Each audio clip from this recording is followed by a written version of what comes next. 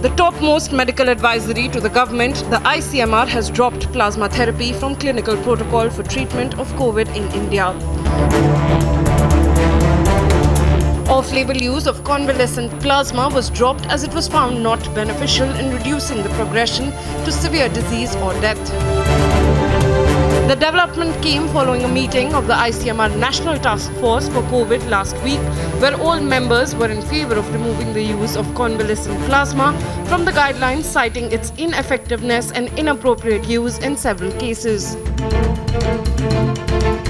Previous guidelines recommended off-label use of plasma therapy at the stage of early moderate disease, that is within 7 days of the onset of symptoms and if there is availability of a high-titer donor plasma.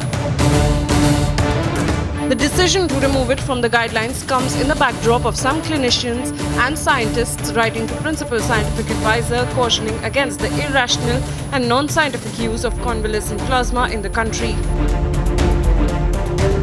In a letter marked to ICMR Chief Balram Bhargava and AIIMS Director Randeep Guleria, public health professionals alleged that the current guidelines on plasma therapy are not based on existing evidence.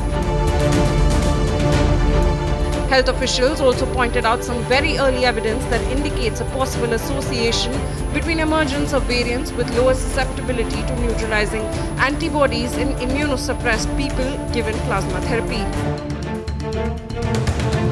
The dropping of plasma therapy based on clinical study will decline the possibility of more virulent strains developing due to irrational use of convalescent plasma. Bureau Report, Republic TV.